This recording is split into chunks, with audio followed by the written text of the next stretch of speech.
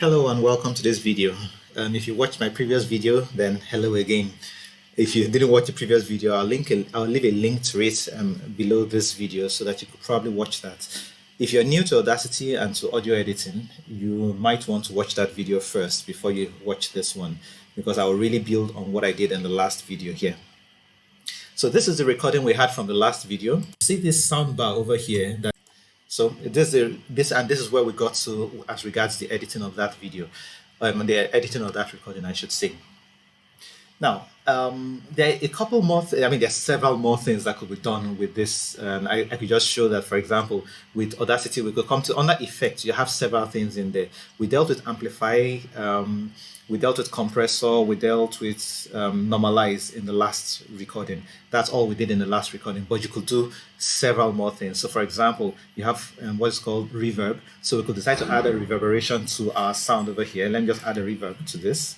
It asks me, how do you want it to be? Okay, let me just preview. I won't bother adding this. So you could set all these gains. I won't run through all these details right now.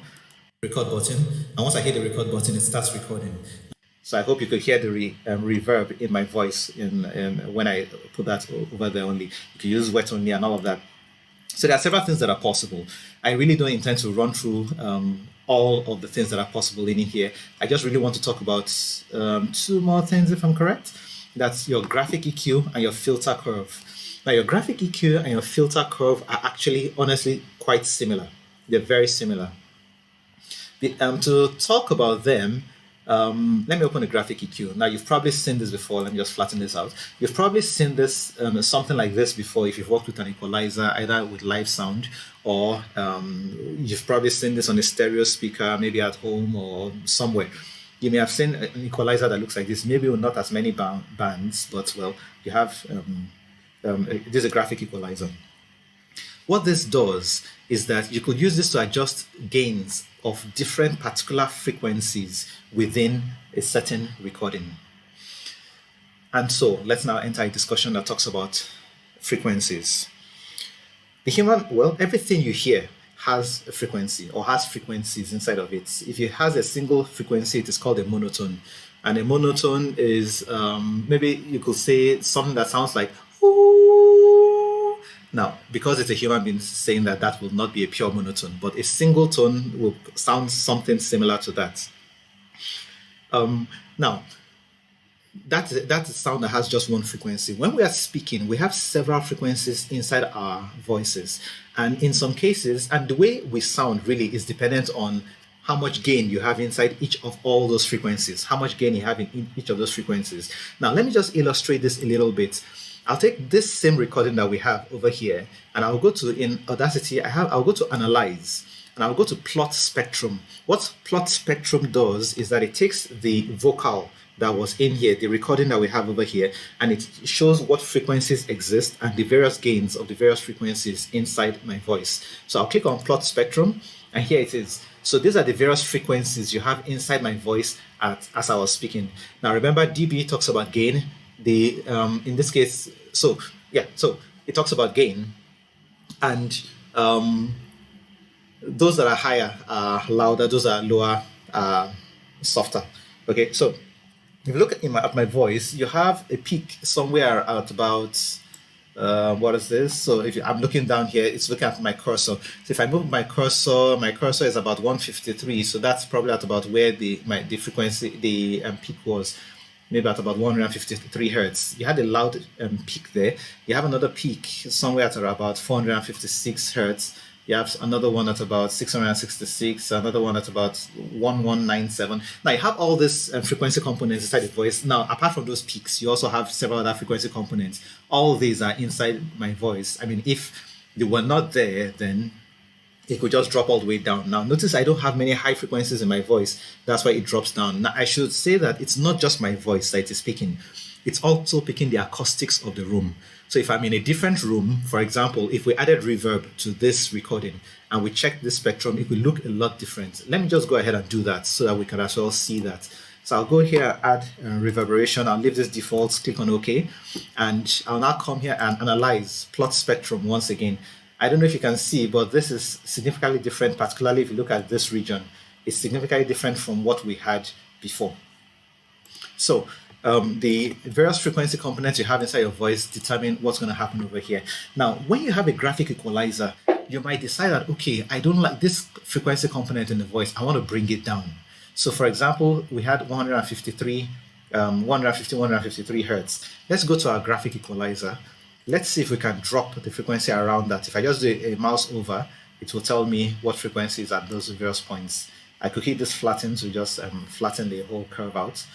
Let's say I'm looking for something around 150 hertz. So I don't get exactly 150, but I have 160. So let me drop the gain at 160. Let me also kind of reduce the one at 125 thereabouts, so that definitely I know that, let me just drop it out completely, so that at least I know it has taken out those frequencies. Now let's listen to what it sounds like.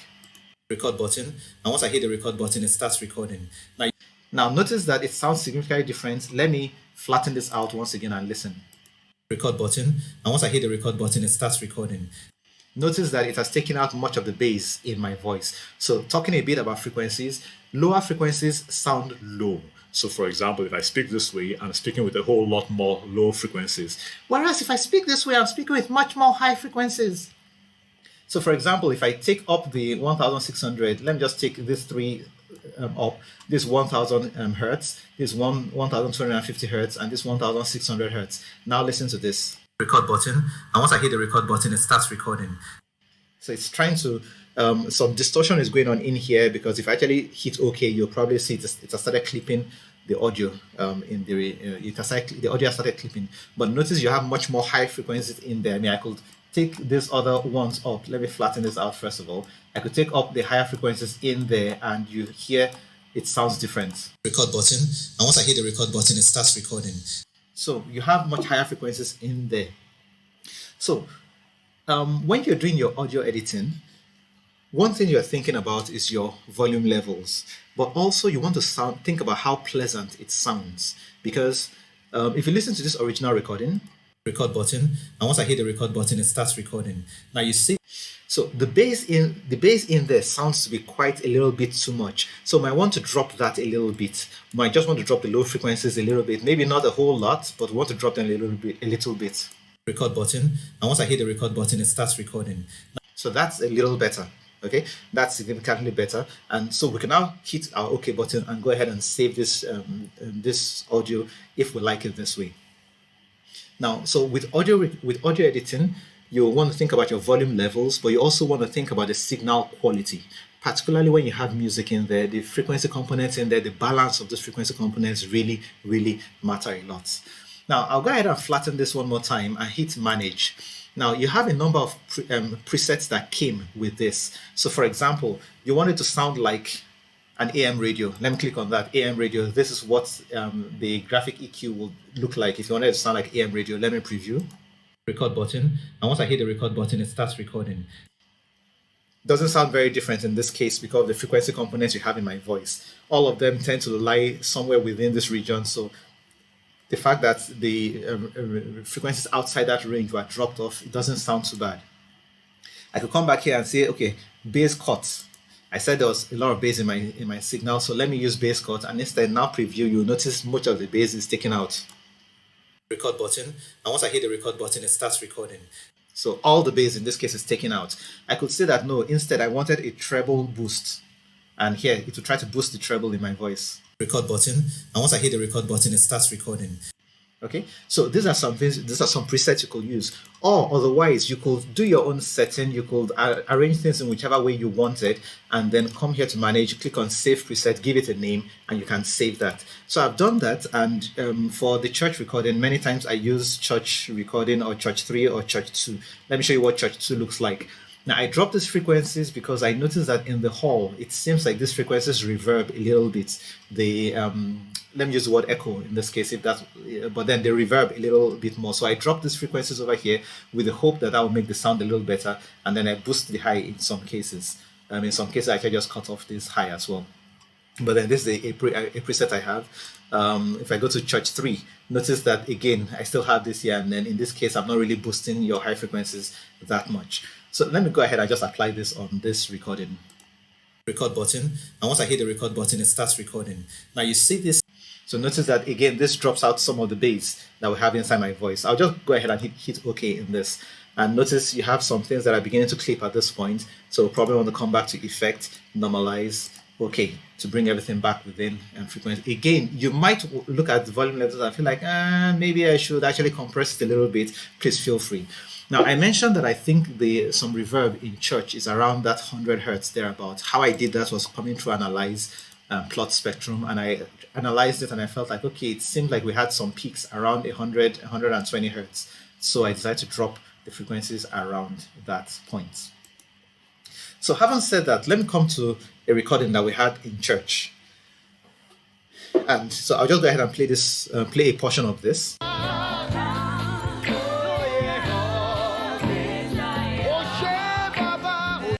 So this was about 2 weeks ago in church. So this is the original signal. Let me go ahead and just amplify, let me just go ahead and leave this as is. And what I've done is I've taken the liberty to copy that same signal over here to a new Audacity window.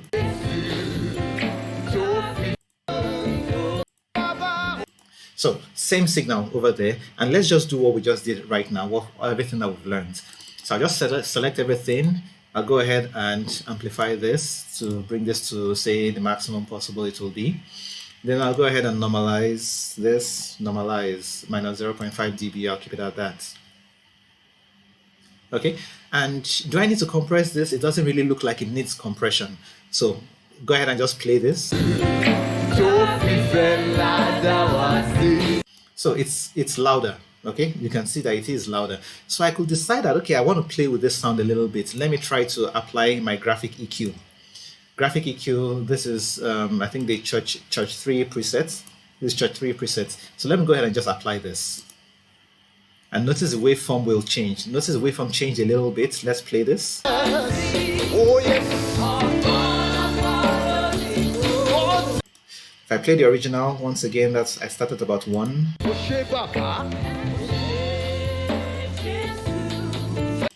And I play this again.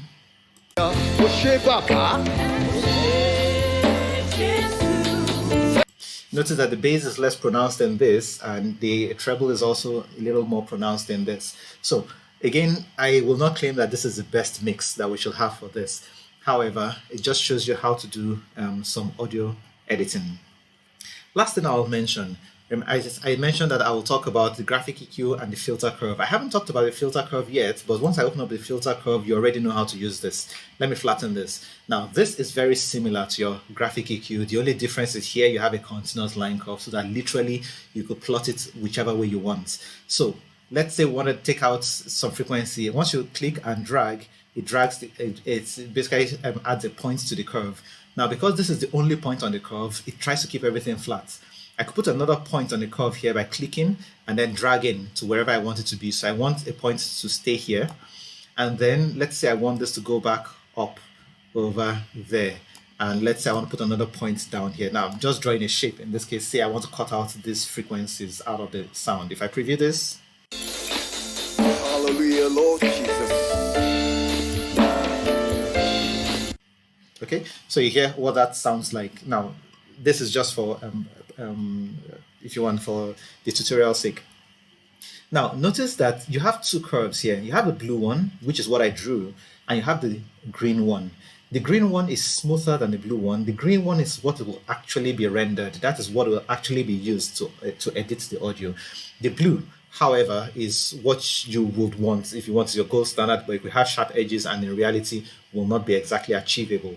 But then just good to know that you have that there. So we could shape this a little bit as we want. So we could, if we want, boost some of the mid frequencies. So if we boost some of the mid frequencies and just listen to what it sounds like.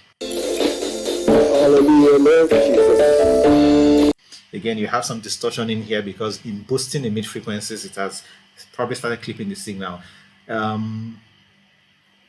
Yeah, so I'm wondering whether to apply this. Okay, let me go ahead and just apply this. If I apply this, then you see what I was saying about the clipping. So I'll come back here and I'll normalize this. Normalize.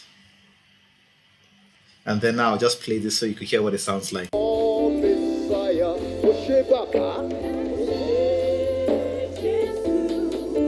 Now, this actually sounds quite terrible, but then Notice that the mid frequencies are in, and they're in there very well. So those are the basics of audio editing, and really that's what I do when I do audio editing. Really, it's amplify the signal, compress it, normalize it. Then in some cases, play around with the graphic EQ or with the filter curve, whichever one I prefer to use at that point in time, and just try to get it sounding a whole lot better. Those are the basic things that you probably use. There are several other things we could talk about in Audacity, but I think I'll stop at this point for this video.